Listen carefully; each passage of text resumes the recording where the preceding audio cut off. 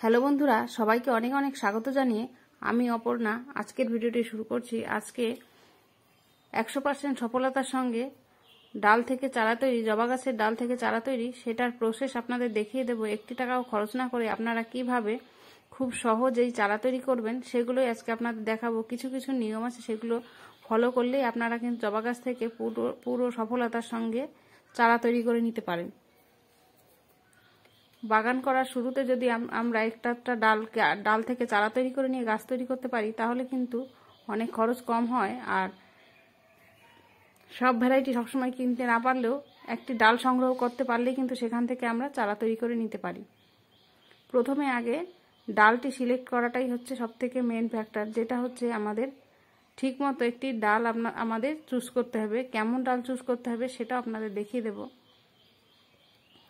আর এরকম প্রচুর কিন্তু ভ্যারাইটি আছে জবার, সমস্ত ভ্যারাইটি যেটা আপনি হাতের কাছে পাবেন তার একটি ডাল নিয়ে এসে অবশ্যই লাগাতে পারেন। ডাল যখন চুজ করবেন তখন এরকম সবুজ যে কালারটা, সেই অংশটা বাদ দেবেন, সেখান থেকে কিন্তু চারা হয় না, সেটা কিন্তু আর পচে যায়। অতএব একটু ম্যাচিওর ডাল দেখে এরকম ওপরের ডগার অংশ থেকে কিন্তু ডাল কখনোই নেবেন না। কোথা থেকে ডাল কাটিং করবেন, এরকম যেখানে ব্রাউন কালার আছে সেখান থেকে ডালটা কাটিং করবেন, সেখানকার ডালটা থেকে কিন্তু চারাটা সহজেই হয়।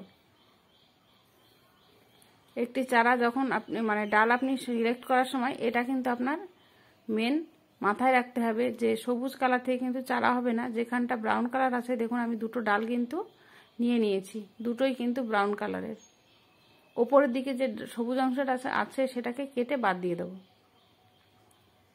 এবার এটাকে কিভাবে আমি চারা তৈরির জন্য রেডি করব সেটা আপনাদের দেখিয়ে দিচ্ছি। এভাবে কিন্তু আপনারাও চারা তৈরি করার জন্য ডালটিকে রেডি করে নিতে পারেন। প্রথমে আগে প্রত্যেকটি পাতা, ডাল যা আছে, ছোট ছোট জিনিসগুলো, ছোট ছোট যে ডালগুলো, পাতাগুলো, সেগুলো কিন্তু কেটে সব বাদ দিয়ে দেব। এই সমস্ত পাতাগুলো থাকলে কিন্তু আপনার চারা সহজে তৈরি হবে না, কারণ এই পাতায় খাবার তৈরি করতে যাবে আর ডাল থেকে কিন্তু এনার্জি নিয়ে নেবে, আর যখন কিন্তু আপনার শিকড় বেরোনোর এনার্জিটা কমে যাবে। তাই আমি এখান থেকে পাতা সব কেটে বাদ দেবো, যাতে শিকড়টা তাড়াতাড়ি বেরোয়।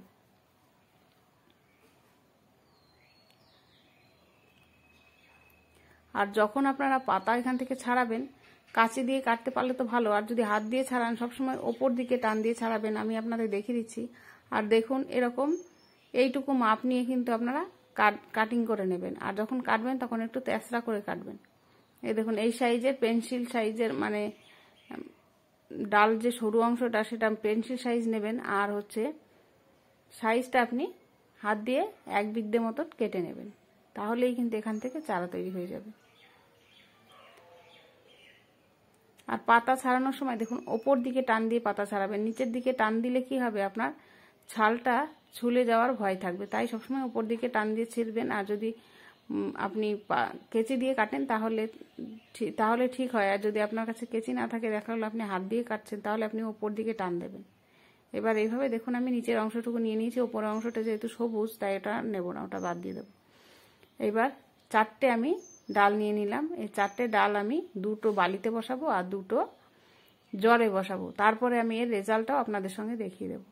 এইবার দেখুন ঘরোয়াভাবে রুটিন হরমোন আমি এখানে অ্যালোভেরার একটি পাতা নিয়েছি, সেখানে যে জেলটা আছে সেটা আমি এই ডালগুলোতে লাগিয়ে নেব। এর বদলে যদি আপনারা মধু থাকে সেটাও ব্যবহার করতে পারেন, আর যদি আপনার কাছে রুটিন হরমোন থাকে তাও ব্যবহার করতে পারেন। আর এইভাবে করলে কি হয়, 1 টাকাও আমার খরচ হয় না। এগুলো বাগানে 1টা 2টো গাছ, অ্যালোভেরা গাছ তো সবারই থাকে। আর যদি আপনার না থাকে তবুও আপনি বসাতে পারেন। যদি আপনি এইসব কিছু না দেন তাহলে একটু বেশি করে কটা ডাল বসিয়ে দেবেন। আপনার 4টে 5টা বসাবেন, তার মধ্যে 2-3টে অবশ্যই আপনার কিন্তু সফলতা পাবে। যখনই আপনি কাটিং বসাবেন একটু বেশি করে বসাবেন। এবার 2টো আমি জলে বসাবো আর 2টো আমি বালিতে বসাবো।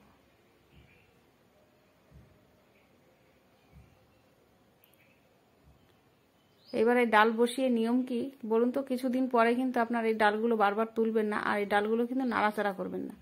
আর প্রথম দিকে কিছুদিন ছায়াতে রাখতে হবে, তারপরে আস্তে আস্তে সকালের দিকে রোদ্দুর পায় এমন জায়গায় রাখতে হবে, তাহলেই কিন্তু এই ডালগুলো থেকে সহজেই চারা তৈরি হবে।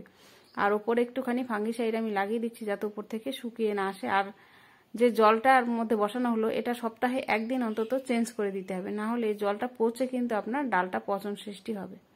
আর দেখুন জলটা সমস্ত বেরিয়ে যাবে, এরকম একটি জায়গায় আমি বসাবো। এবার এইগুলোর আমি 1 মাস পরের রেজাল্ট আপনাদের দেখিয়ে দিচ্ছি। দেখুন 1 মাস পরে কিন্তু এইভাবে শিকড় বেরিয়ে যাবে। আপনার এই ডালে কিন্তু সপ্তাহখানেক পর থেকেই মানে শিকড় একটু একটু বেরোনো শুরু করবে। তখন কিন্তু সেটিকে আপনি প্রতিস্থাপন না করে একটু বেশি করে শিকড় বের করে নেবেন। 1 মাস মতো রাখলেই কিন্তু আপনার ডাল থেকে এরকম পরিমাণে শিকড় বেরিয়ে যাবে। তাহলে তখন কিন্তু আপনি গাছটিকে প্রতিস্থাপন করতে পারেন। এবার বালিতে যেটা লাগিয়েছিলাম সেটা আপনাদের সামনে বার করছি। দেখুন এইভাবে কিন্তু প্রচুর পরিমাণে শিকড় হয়ে গেছে। আর যখন একটু একটু শিকড় বেরোবে তখন কিন্তু আপনি ডালটিকে বার করবেন না, আর বারবার নাড়াচাড়া করবেন না, তাহলে কিন্তু আপনার ডালটি অসফল হবে। আর কাটিং বসিয়ে কিন্তু আপনি সারাদিন রোদ্দুরে দেবেন না। তাহলে আজকের মতো ভিডিওটি এই পর্যন্তই। নমস্কার।